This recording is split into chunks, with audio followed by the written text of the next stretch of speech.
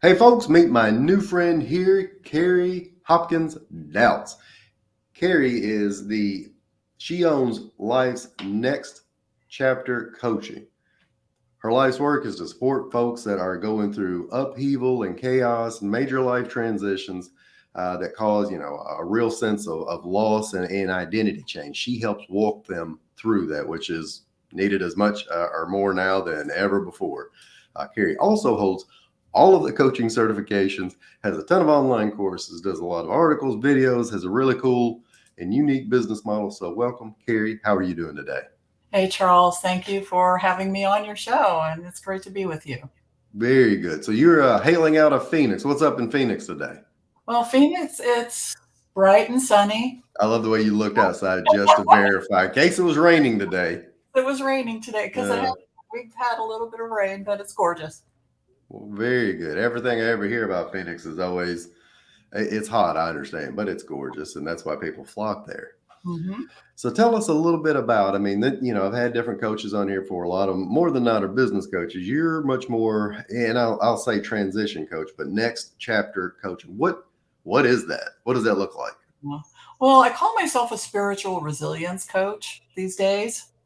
Well, I've gone through several iterations of what I call myself, but that is really what I'm about, to help people understand that if they're going through a major life transition, like a divorce or bereavement, major, shakeup in their career, Hmm. illness, some kind of huge wake up call in their lives, that my model is really to help people sort of navigate the emotional storms that they feel around this, and also to start articulating for themselves, who am I? Answers to these big questions. Who am I? What do I want? What's the life that I want to create for myself on the other side of this experience I'm going through? So that's the basis for the work that I do. I do it individually and in groups. How in the world does somebody know to even look for you? I get a lot of people just, when you're in the middle of something and you're up at night and you can't sleep, I get a lot of people just find me and say, I Googled grief, I Googled loss. And, they reach out. And also, I do get a lot of referrals. I've been in business for quite some time, and people that I've worked with, they tend to, when they're talking to their friends or coworkers who are going through something tough, they just, oh, you need to talk to Carrie. She'll help you out. So in looking at that, what are you doing more of? One-on-one coaching? Is it group coaching? What else are you doing in addition to Mm. the next life kind of upheaval coaching? Yeah, I actually have three companies that I'm working inside of my own company. Okay. So I have Life's Next Chapter Coaching. I have Carrie Hopkins Coaching, which is a new company that I've just started. More, not necessarily towards grief coaching or anything like that, but just sort of taking people again through creating, reinventing themselves after life's sort of put them into a shakeup, right? And then the last one is Hero Within, and that's a company that I work with a fellow coach, Mauricio Acevedo, and we work with men going through midlife crisis. Huh? Yeah, so it's like Oof. we're really talking with them about midlife crisis is a natural, experience that a lot of men go through, and it doesn't mean you have to blow up your life and Right. leave your family and your job and all of that kind of stuff. But we work with the Joseph Campbell hero's journey model. Yeah, Ooh. we really talk Love that. about it's a hero's journey you're on. So yeah, we work with men in like a retreat, online retreat format, and then a subscription like a group coaching format. Right. Yeah. Well, so I'm not that anybody cares. I'm 46, and I think I'm doing rather well, but I can start to see the edges crack for, maybe some other folks, or especially. So I do, in addition to the explainer videos, I do business coaching, and it's not that uncommon.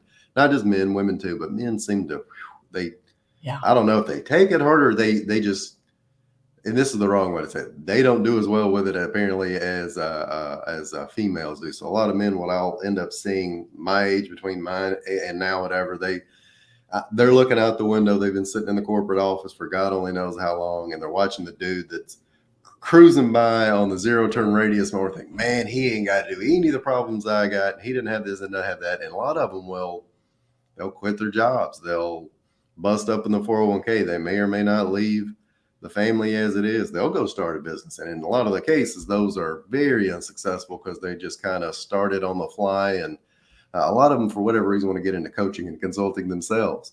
But they haven't spent any time building up the experience or the know-how. So to Mhm. ask a dumb question, are you catching them kind of at this point? Am I just running around and seeing too many of it on my own? What's happening there?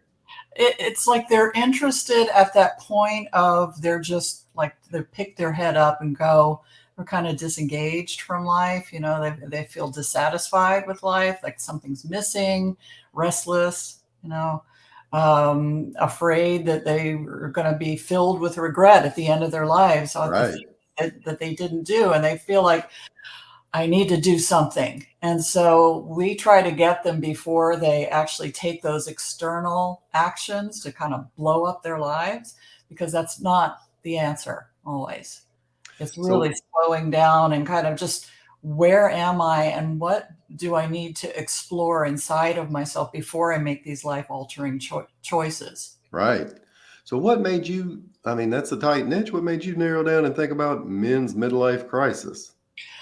Well, I think I started with grief coaching because when I was getting my coaching certification, my mom died in the middle of it. Oh, Yeah, and it was really a disruptive experience for me. I was really shaken up by it. It was kind of a traumatic experience in terms of the way that she died, and I also have a background. I trained to become a marriage and family therapist and decided long ago that that just wasn't the field that I wanted to go in. But I had that training of being able to sit with people going through, big life changes where, it's safe for me if someone sure. is crying, they're sad, they're angry, they're, all of that. I can sit with them and really normalize their experience.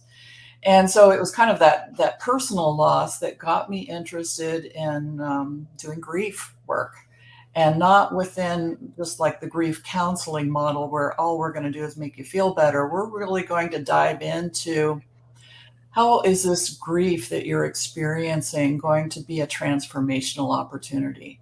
So I do a lot of work around that. I've done some workshops around that. I've done a lot of online courses, things like that. So it's a real love of mine. And so I've been doing that. And I met this other coach, Mauricio, and we just got to talking about what we were finding, that the men's stumbling blocks, at this certain age that they get to.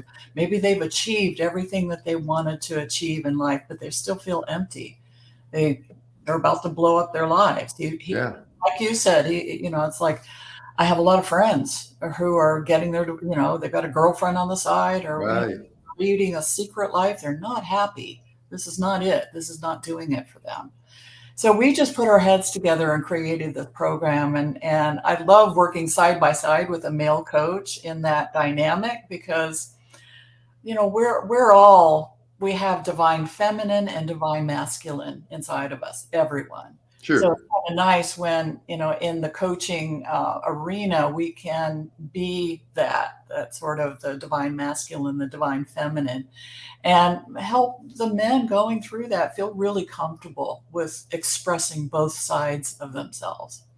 So, So you've got three different businesses, three different things going on at the same time. Instead of me just asking you generically, how do you balance it? I mean, very specifically, how do you set up a calendar? How do you set up your marketing? How do you set these things up to where they all run that's a loaded question because how do you set them up? Do you run them simultaneously? Is like Monday is for grief and Tuesday is for men and the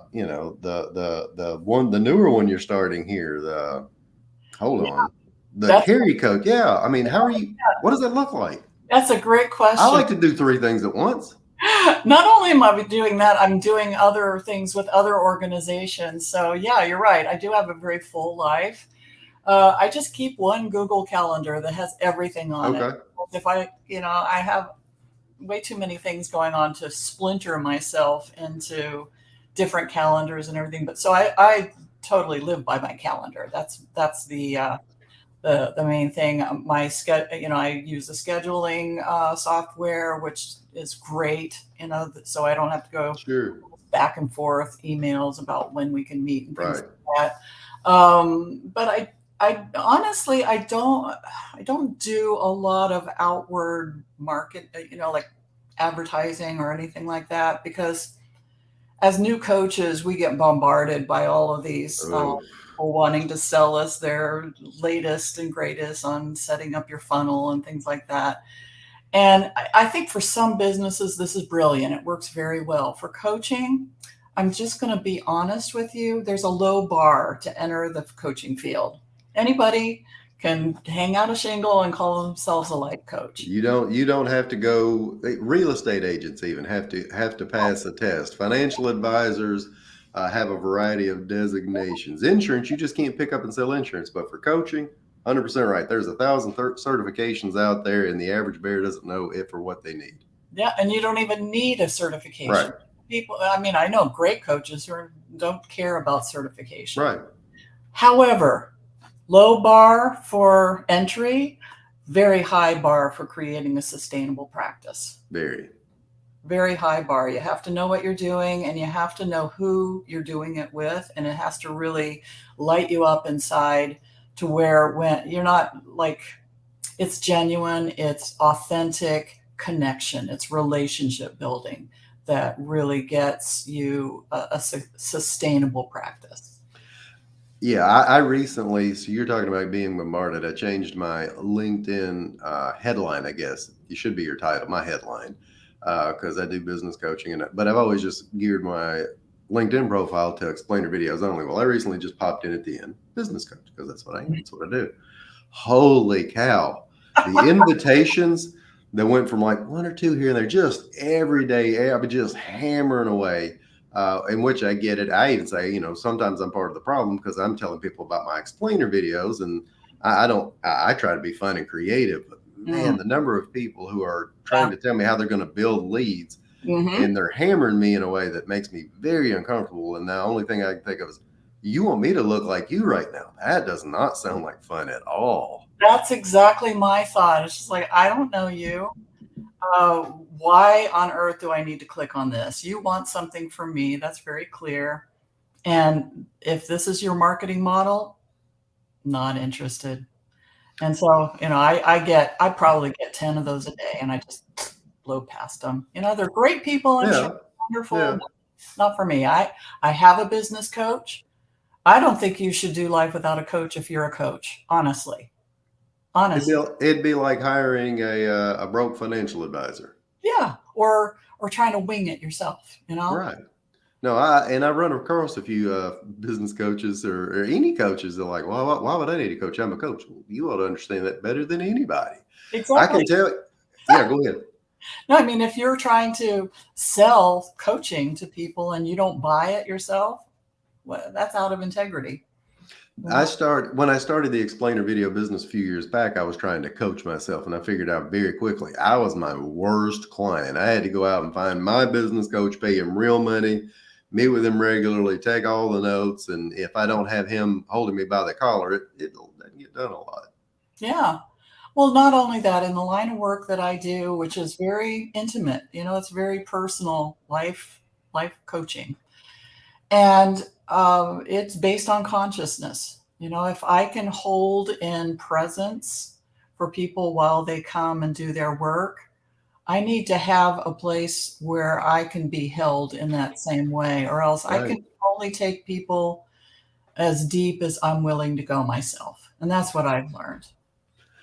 Go taking a quick step back, talking about marketing or building relationships. You do create videos and articles. How do you go about carving out the time? How do you know what to write? What do you do with the videos? What do you do with the articles? Walk me through that. Well, It's been an evolutionary process for me because when I first started my business, I was writing regularly. I thought, and sending the off to subscribers and building my list and things like that.